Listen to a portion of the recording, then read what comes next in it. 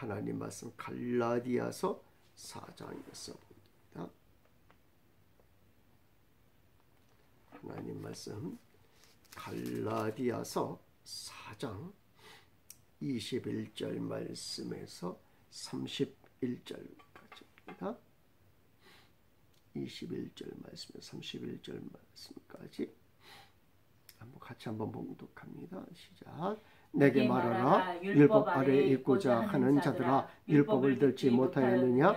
기록된 바 아브라함에게 두 아들이 있으니 하나는 여종에게서 하나는 자유 있는 여자에게서 낳았다 하였으며, 여종에게는 육체를 따라 낳았고 자유 있는 여자에게는 약속으로 말미암았느니라. 이것은 비유니 이 여자들은 두 언약이라. 하나는 신의 산으로부터 종을 낳은 자니 곧 하갈이라. 이 하갈은 아라비아에 있는 신의 산으로 지금에 있는 예루살렘과 같은 곳이니 그가 그 자녀들과 더불어 종 노릇하고, 오직 위에 있는 예루살렘은 자유자니 곧 우리 어머니라. 기록된 바 잉태하지 못한 자여 즐거워하라. 산고를 모르는 자여 소리질러 외치라. 이는 홀로 사는 자의 자녀가 남편 있는 자의 자녀보다 많음이라 하였으니, 형제들아 너희는 이삭과 같이 약속의 자녀라. 그러나 그때의 육체를 따라 난 자가 성령을 따라 난 자를 박해한 것 같이 이제도 그러하도다. 그러나 성경이 무엇을 말하느냐? 여종과 그 아들을 내쫓으라. 여종의 아들이 자유 있는 여자의 아들과 더불어 유업을 얻지 못하리라 하였느니라. 그런즉 형제들아, 우리는 여종의 자녀가 아니요 자유 있는 여자의 자녀니라. 아멘. 할렐루야. 오늘도 좋은 날 주신 하나님께 영광을 돌립니다. 여러분들 좋은 날 되시기를 주님의 이름으로 주님의 이름으로 축원합니다. 바울이 말하고 있는 율법은 무엇입니까? 아직도 율법에 대한 이해를 하지 못하는 분들이 계시다면 이번에 확실한 율법에 대한 이해가 있기를 축원합니다. 율법이 무엇과 비교가 되고 있으며 율법이 어디로부터 나오고 있는지를 살피면서 은혜의 시간이 되었으면 합니다. 바울은 율법 아래 있는 자들에게 율법이 무엇인지를 설명하고 있습니다. 아니, 그 정체에 대하여 말하고 있는 겁니다. 율법의 정체, 너무나도 중요한 줄 압니다. 우리는 조금이나마 율법을 받은 자가 더 나은 것이라고 취급하고 있습니다. 왜냐하면 율법을 통하여 의에 대하여 알게 되었기 때문입니다. 율법이 있기 전에는 의로워져야 한다는 사실도 몰랐다고, 의롭게 되는 길이 있다는 것도 몰랐으나 율법이 몽학선생이 되어 우리를 의의 길로 인도한다고 설명했었습니다. 그러나 오늘 본문에서는 완전히 율법을 세상의 법과 다를 바 없는 것이라고, 세상의 학문과 다를 바 없는 것이라고 말해주고 있습니다.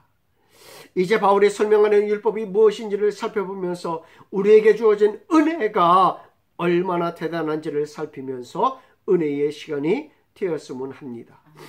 바울은 율법을 설명하면서 율법 아래 있는 자들의 현 위치 내지는 자신이 서 있는 자리에 대하여 말해주고 있습니다.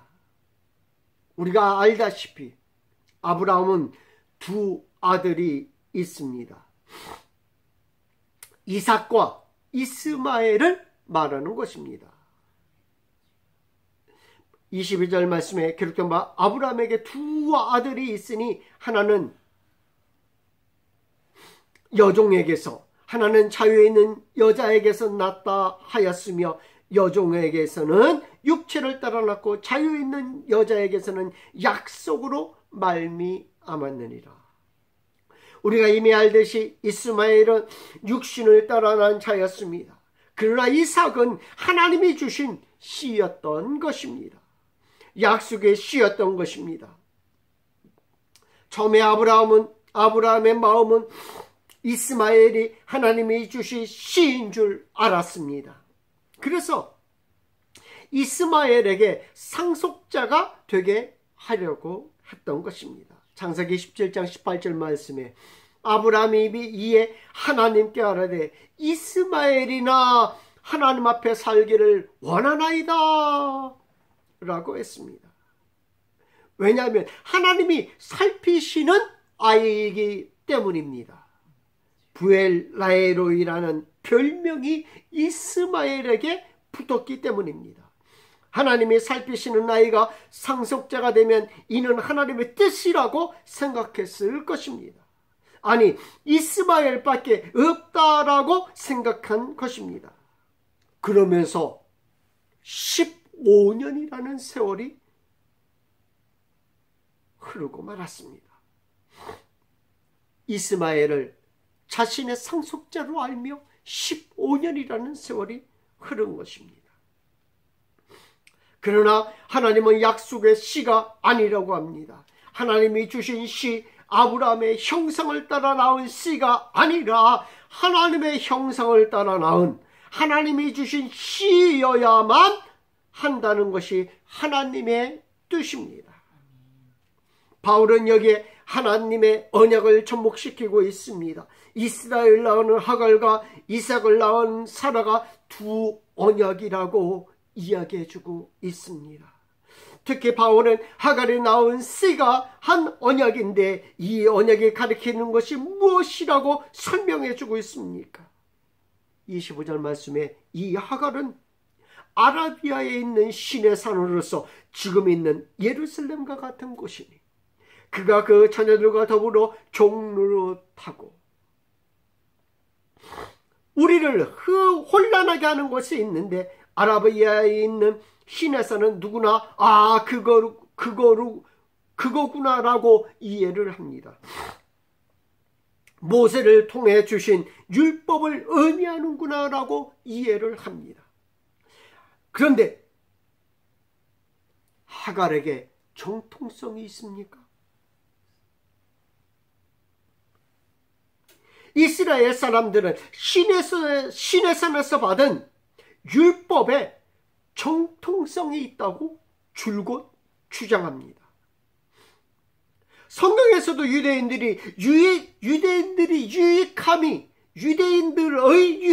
무엇이냐 물으면서 하나님이 말씀을 먼저 받은 것이 유대인이라고 합니다. 우리는 이 모습을 인정 안 할 수가 없습니다. 그렇다면 하갈에게 전통성이 있는 것입니까?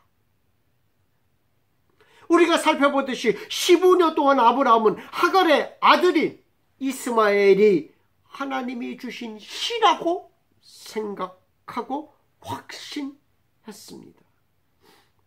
그러나 하갈에게 정통성이 없다라고 바울은 말해주고 있습니다. 이 논리대로 한다면 본문에서 말하는 하갈과 아라비아에 있는 신의 산은 동일한 것을 의미합니다. 모든 신학자들이 아라비아에 있는 신의 산을 모세가 율법을 받은 신의 산으로 말하고 있습니다. 유대인들이 가장 중요하게 생각하는 모세 오경에 바울은 하나님이 주신 정통성을 부인하고 있는 것입니다. 하나님이 직접 주신 것입니다. 어디에서? 신의 산에서. 아니라 천사를 통하여 주신 것이다 라고 말해주고 있습니다. 사도행전 7장 38절 말씀에 신의 산에서 말하던 그 천사와 우리 조상들과 함께 광야 교회에 있었고 또 살아있는 말씀을 받아 우리에게 주던 자가 이 사람이라. 천사들을 통하여 하신 말씀이 견고하게 되어 모든 범죄함과 순종하지 아니함이 공정한 보응을 받았거늘. 바울은 우리의 생각을 완전히 흔들고 있습니다. 하나님의 시내산에서 직접 쓰신 율법에 대하여 천사를 통하여 주신 말씀이라고 강등시키고 있습니다. 뿐만 아니라 그 말씀을 하갈과 같다고 하는 것입니다. 유대인들이 들으면 도저히 이해가 가지 않을 본문입니다. 문제는 그 다음에 등장하는 예루살렘입니다. 바울은 아주 심각한 말까지 나아가고 있습니다. 지금 유대교를 상징하고 있는 예루살렘을 지목하고 있는 것입니다. 예루살렘이 뜻하는 바가 무엇입니까? 예루살렘은 유대교를 상징하는 말씀, 즉 율법을 상징합니다. 그렇다면 유대교와 예루살렘 그리고 율법이 지금 하갈과 같은 정통성이 없다라고 이야기해주고 있는 것입니다. 그들은 우리가 아브라함의 자손으로서 정통성을 가진다라고 합니다.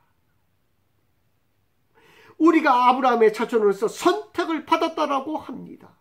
할례를 받은 백성이라고 합니다.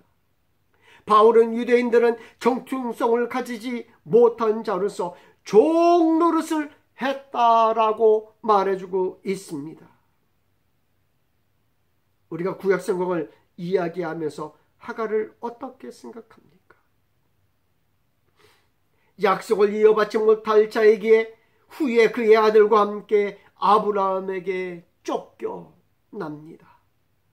하나님이 살피시기는 하였지만 그의 어머니 하갈도 하나님이 살펴주셨고 그의 아들 이스마엘도 하나님이 살펴주시기는 했지만은 하나님의 씨가 아니기에 유업을 함께 나눌 수가 없다고 한 것입니다. 그렇다면 그들에게 정통성이 있는 것입니까? 아닙니다. 아닙니다. 무엇이 정통성이 있는 것입니까? 이스마엘은 유업을 함께 나눌 자가 아니기에 아브라함에게 있는 자녀들과 마찬가지로 쫓겨나게 됩니다.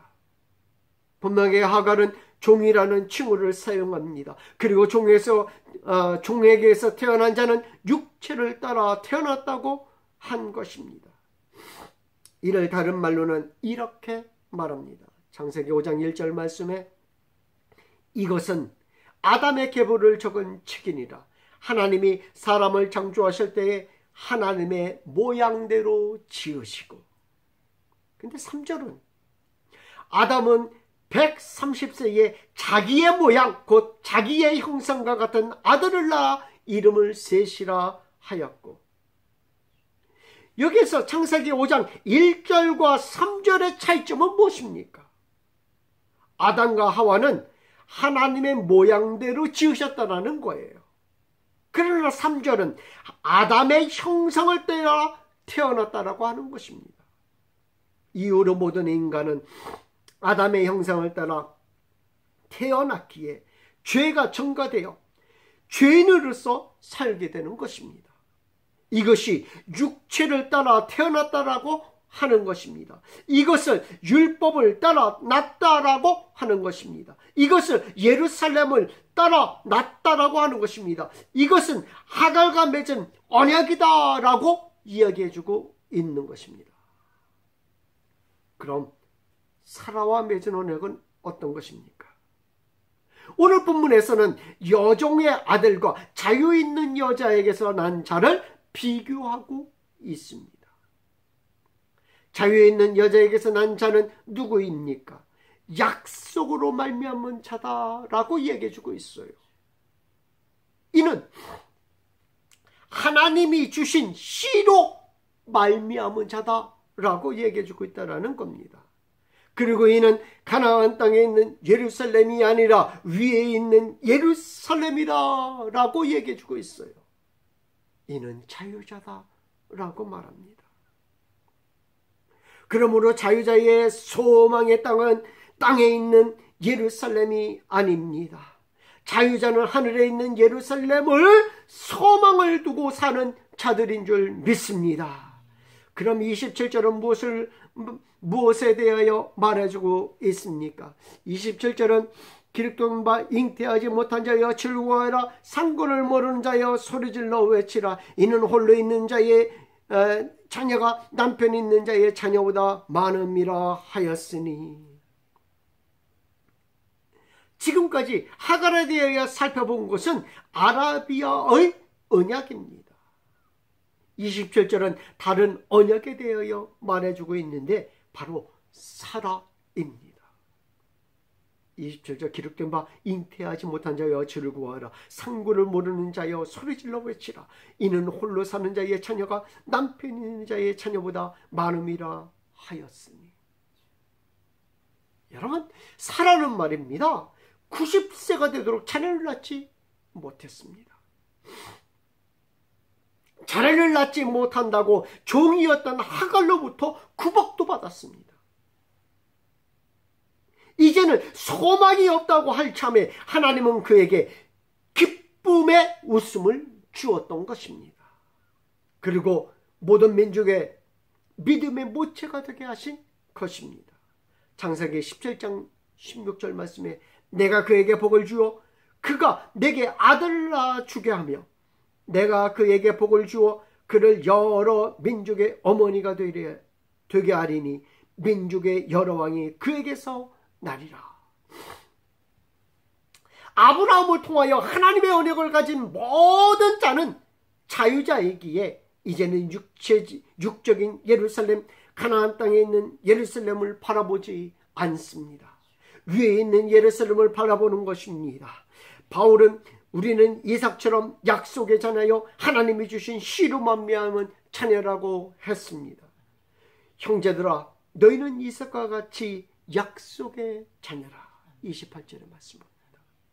그런데 이제 모든 문제가 해결된 것 같은데 성경은 자유자가 핍박을 받는다라는 것입니다. 이 또한 이스마엘이 이삭을 박해한 것처럼 지금도 그러하다고 합니다. 그러한 때에 육체를 따라난 자가 성령을 따라난 자를 박해한 것 같이 이제도 그러하도다.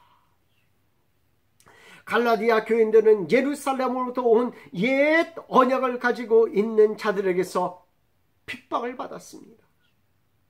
그렇게 믿으면 지옥 간다라고 하는 것입니다. 하늘에 있는 예루살렘을 보지 못하게 합니다. 가나안 땅에 있는 예루살렘을 보게 합니다.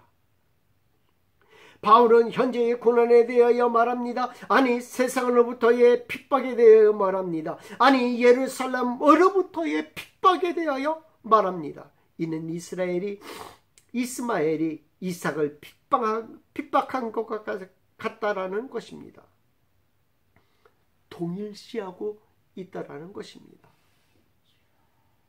창세기 21장 9절 말씀에 사라가 먼저 아브라함의 아들 애굽 여인 하갈의 아들이 이삭을 놀리는지라. 이를 바울은 핍박이라고 했습니다.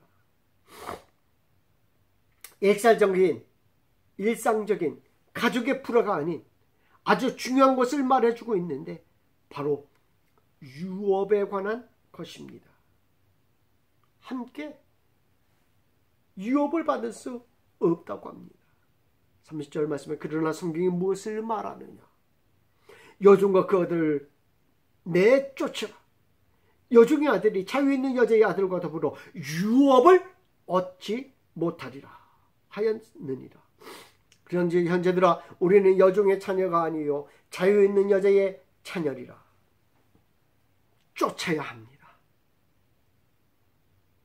버려야 합니다. 왜냐하면 함께하지 못하기 때문입니다. 우리는 누구입니까? 바울은 우리는 여종의 자녀가 아니라 자유 있는 여자의 자녀다라고 말해주고 있습니다. 우리는 하늘이 준 씨를 품고 있는 자라고 합니다. 우리는 약속의 자녀이기 때문입니다. 성령으로 난 자이기 때문입니다. 사라의 언약으로 난 자들입니다. 자유자입니다. 그러나 우리가 가진 자유를 보고 그들의 자유를 뺏으려고 살짝 들어온 자들이 있습니다. 그러한 자들은 여종의 자녀들이고 육체를 따라난 자입니다. 율법에 있고자 하는 자들에게 말하고 있는 것입니다. 지금도 마찬가지입니다. 육체를 쫓지 말고 성령을 쫓으라 라고 말해주고 있습니다. 우리는 성령으로 난 자들이기 때문입니다. 우리는 율법 아래 머물 수 없습니다. 하나님이 준 씨이시고 하나님의 모양으로 지음을 받은 예수님이 우리 안에 계시기 때문입니다. 우리는 성령을 쫓아 살아가는 자들이며 약속을 유업으로 받은 자들인 줄 믿습니다. 기도하겠습니다.